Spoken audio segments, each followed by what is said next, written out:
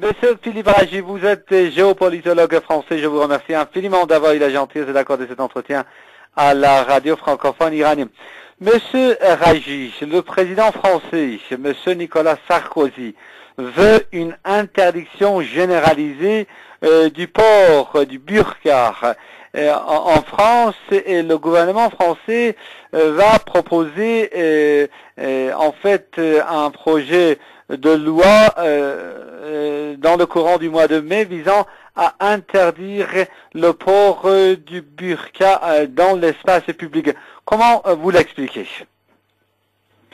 Écoutez, c'est une décision qui vient après un avis pourtant négatif, défavorable du Conseil constitutionnel, si je ne m'abuse. Et donc Nicolas Sarkozy, là, a fait prévaloir sa qualité de chef de l'exécutif en disant lors du Conseil des ministres, si je ne m'abuse, qu'il fallait absolument légiférer pour interdire le port de la burqa en France, l'interdiction totale, c'est-à-dire dans l'espace public.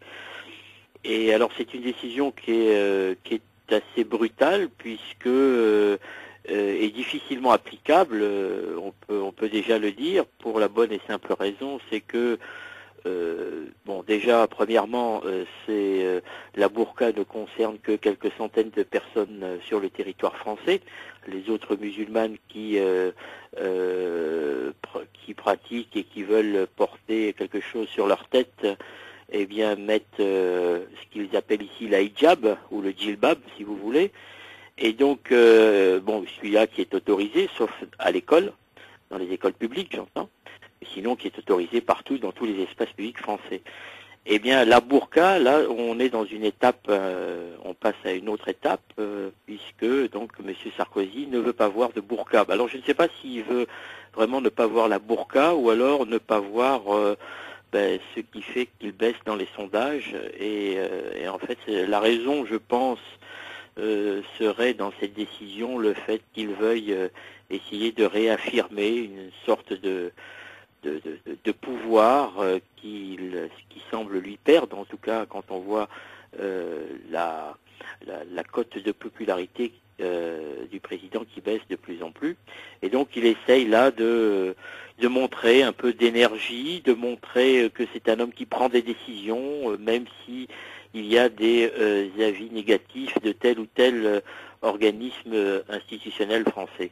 Monsieur Ragy, je voulais dire que le président, vous voulez dire que vous voyez dans cette décision du président français, monsieur Nicolas Sarkozy, plutôt une tentative, une manœuvre électoraliste? Oui, plutôt pour essayer de redorer un petit peu le blason du gouvernement, sachant que depuis un certain temps, le gouvernement semble un peu en panne, et puis surtout la cote de popularité du président nettement en baisse, une baisse qu'on avait rarement enregistrée au cours d'un mandat de président de la République en France. Mais il y a une chose que je souhaiterais quand même souligner, c'est le fait que, quand bien même cette loi passerait, il serait tout à fait facile pour une personne qui donc contreviendrait donc à la loi, de porter la chose devant les tribunaux européens. Et là, immanquablement, on peut déjà le dire dès aujourd'hui, le gouvernement français serait désavoué par la Cour de justice européenne.